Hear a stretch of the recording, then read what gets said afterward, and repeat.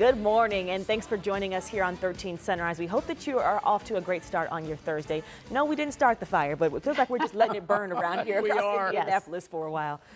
Speaking of that, there's a burn ban. Well, much of the area. See how we're just going to set right into Yeah, we're going to talk about that. More counties added, including much of eastern Indiana, like almost all of eastern Indiana, because it's so bone dry out there. Yeah, just feeling for the farmers because they actually haven't brought their crops in yet. Right, we're knocking on the door of harvest time, but I do think that at this time next week, it'll be a completely different story. It'll be cooler and wetter, which honestly is what we need. But right now, this is the tale of two United States. It really is weather-wise.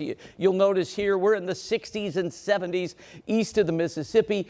Unseasonably cool air, though, funneling into the western states from Washington all the way down to Reno, Nevada. But let's drill down here and talk about us. There is no rain really close to us. There's this line of rain and some thunderstorms that has actually been building. It doesn't look like much, but believe me, it's going to be in Iowa and Minnesota later today. We're going to tap into that this weekend. 66 here right now, 60 in Bloomington, 62 in Richmond. So it's very mild, and it's actually now, if you do the math on this, 7 degrees warmer now than it was at this time yesterday. In case you're wondering, we did get into the upper 80s at 89 yesterday. That's probably where we're going to be today, because today and tomorrow and Saturday, man, there is no change in this, with one exception. Watch this. Now, this is Friday. Again, we're hot here, but this cooler air starts to push farther and farther south. And again, we're going to tap into that next week and may feel it as early as Sunday afternoon at the end of the Colts game. Here's our forecast then. By 7 a.m., 61, 65 by 9 a.m. And then this weak front Friday is going to bring us a stray storm and more rain in the offing next week. Today's high 89. All right, let's get to traffic this morning. And we do have some good news.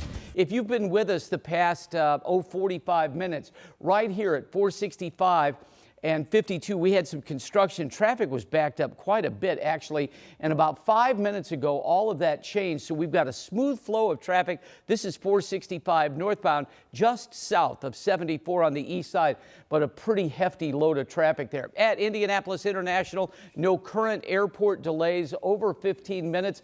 And getting out to the airport is a joy on 465, 70 or 465. We're moving between 65 and 70 miles per hour. More weather and traffic updates in a few minutes, ladies. All right, Chuck, thanks. Looking good. Well, now to our top story this morning at 6. We're working to find out the condition of a victim who police say was shot last night at Gardner Park on the city's east side. So here's what we've learned overnight. This happened around 8:30 last night when police responded to 46 in Shadeland. That's where investigators found a victim that was shot and in critical condition and taken to the hospital. Police say they are working on leads in the case. Right now, like I said, detectives are just interviewing some witnesses, trying to figure out what exactly took place in the park. So right now, we have reached out to police to see if there are any updates or even a motive or suspect in the case. We'll, of course, share any new information as it becomes available. We're also checking in for more info about a fatal hit and run on the southwest side of Indianapolis. This happened late last night, just before 10 o'clock on Lyndhurst Drive near the Sam Jones Expressway. Witnesses on the scene tell 13 News a truck hit a woman who was walked into the road to grab something. Right now, IMPD's fatal crash investigation team is working on this case. This morning, we are also checking in for new details on a separate crash. This happened just before 10 p.m. on Indy's south side near Banta Road and US 31. At least 4 vehicles were involved in this crash. Investigators believe that it was a wrong-way driver that was going into the oncoming lane. Now, there is no word yet on how many people were injured in this or if drugs or alcohol were a factor. 9 people face charges now in connection to the fiery street takeovers here in Indianapolis. Let's show you this map.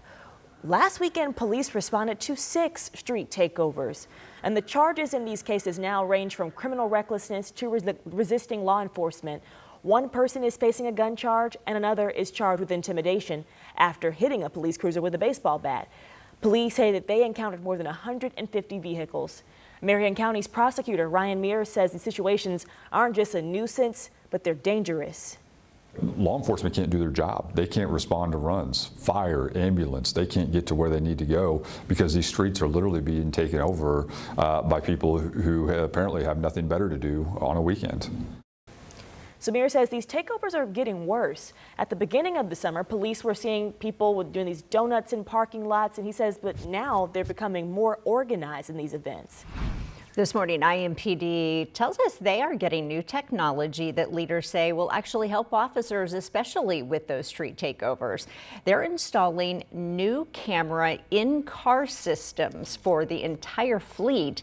Each vehicle will get 2 cameras, one in the front facing forward, the other in the back seat, providing a view of a suspect or prisoner being transported. And as of today, we have installed more than 200, and we continue each and every day adding to that number. The cameras will stay in standby mode and capture the first 30 seconds of video before being activated to ensure critical moments are documented. Well, this morning, a call for change after a historic staffing shortage in our community. Our Chief Chris Bailey says that IMPD is down 300 police officers, so there's been a lot of concern about this. But Sia New Yorker is live downtown with one group is now proposing is a fix to this problem. Good morning, Sia. Good morning, Julia and Jalea. The head of Indy's Fraternal Order of Police says that this is a crisis, and in order to fix this problem, there will have to be some big changes. Now, Indy's changes need to be made, he said, in Indy's salaries. The FOP president says that salaries have to rise if the city wants to get more officers to wear the badge. Over the past few years, IMPD has seen pay increases, but Snyder believes officers should make more than any other department in the state. 13 News found records showing mid-career officers make about $87,000, which is almost $20,000 shy of what neighboring agencies in other cities make. I think the largest police agency with the most responsibility in the state of Indiana should be the top paid in the state of Indiana. Otherwise, just purely on market principles, you're not going to attract the best and the most talented that you need. The union also suggests better schedules and help from state troopers in some instances. Now, coming up on Sunrise at 6:30, I'll talk about some of the other solutions. Reporting in downtown Indy, Sia New Yorker, 13 News. Thank you, Sia. And this morning we are hearing from an IU fraternity after prosecutors have charged one of its members with assaulting 2 women on the Bloomington campus. Suspect's name is Noah Apgar. He is pleading not guilty to 5 counts of rape, along with some other serious charges. Court documents reveal 2 female students say that Apgar assaulted them on 2 separate occasions just days apart. One of the assaults allegedly happening at the Sigma Alpha Epsilon fraternity house. Now the fraternity shares with us that Apgar has been expelled as a member, and they are working with the university and police on this investigation. And this morning, we're looking into trying to get some information about federal agents and why they raided Rahal Letterman Lanigan Racing Team headquarters. They're located in Zionsville off of 106th Street.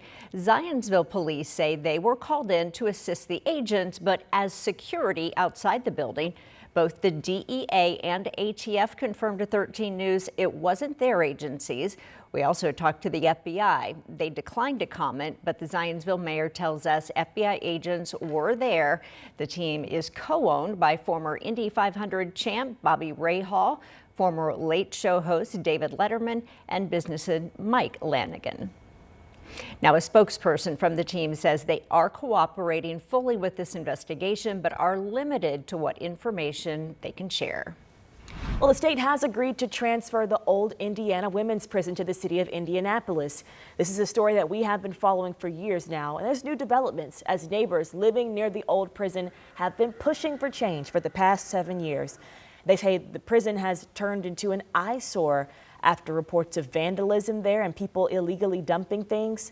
The site has historic significance as it was the first women's prison in the country. The neighbors from the Indiana Women's Prison Alliance have been pushing for the state to take action. So now they hope that they can see something beneficial. I think there's a lot of ideas. What we need to do next, in my humble opinion, is focus on trying to build consensus in the neighborhood. Well, the transfer of ownership is expected to be finalized sometime in November.